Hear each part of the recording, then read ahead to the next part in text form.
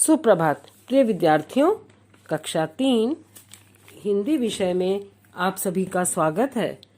बेटा, हमने हमारी पाठ्य पुस्तक मेधा का पाठ 3 चाणक्य की चतुराई नामक कहानी का भाग 1 पढ़ लिया है और उसको समझ भी लिया है। अब आज 1 मई को हम इसी कहानी का भाग 2 पढ़ेंगे।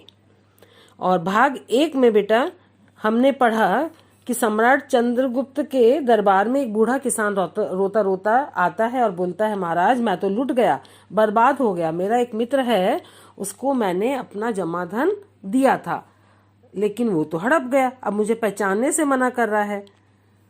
तो फिर सम्राट बोलते हैं, सही बात बताओ क्या है, तुम इतने रोते क्यों हो।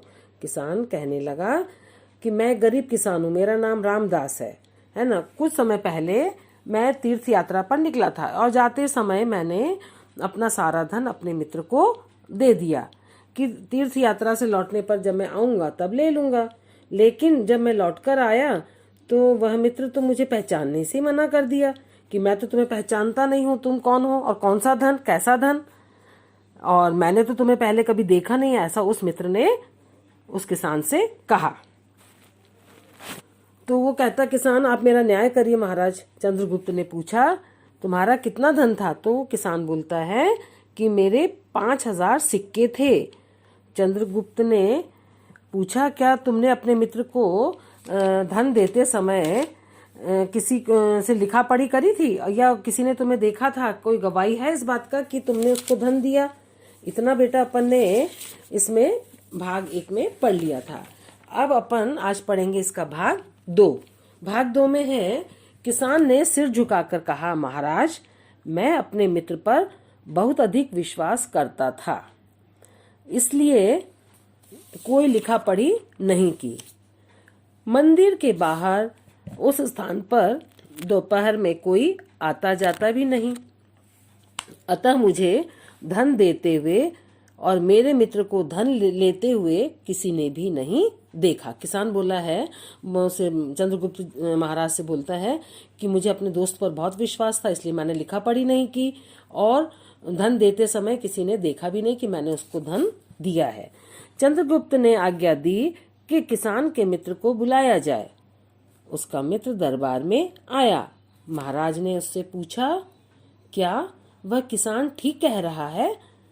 तो किसान का मित्र बोला, महाराज यह बूढ़ा आदमी झूठ बोल रहा है, मैं तो इसे जानता तक नहीं।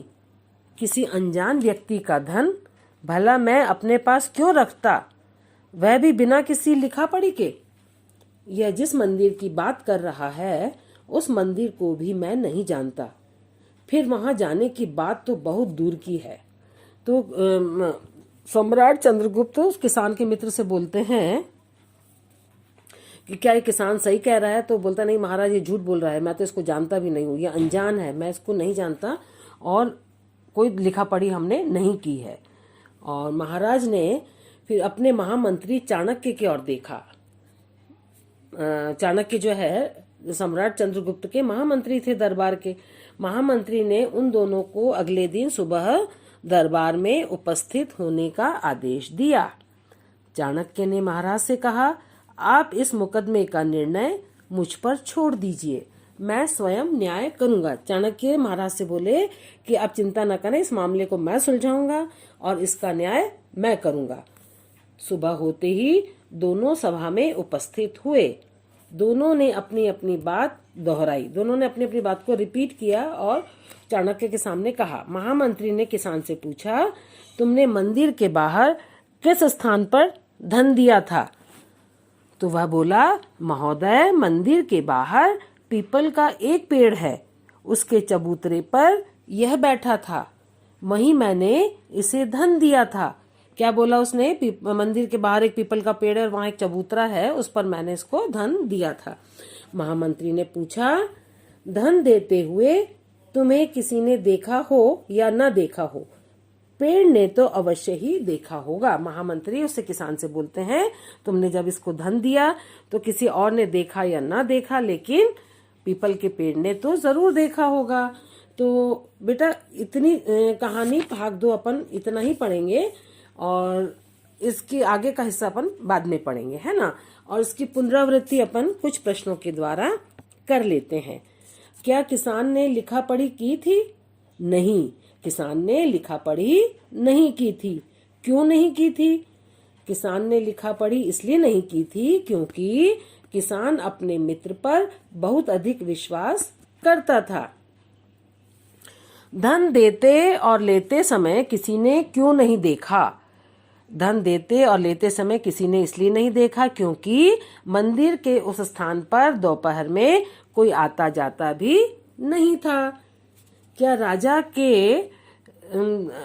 के मानने पर उस व्यक्ति ने स्वीकार किया कि उसने किसान से धन लिया है?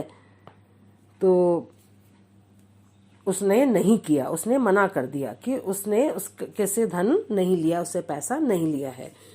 और इस बात का न्याय करने का जिम्मा किसे दिया गया? इस बात का न्याय करने का जिम्मा महामंत्री चाणक्य ने अपने ऊपर लिया। किसान ने मित्र को धन कहाँ दिया था? किसान ने मित्र को धन मंदिर के बाहर जो पीपल का पेड़ है उसके पास में जो चबूतरा है उस पर दिया था। तो ये इस कहानी का भाग 2 बेटा हमारा पूरा हो गया है। आज की कक्षा भी हमारी यहीं समाप्त होती है।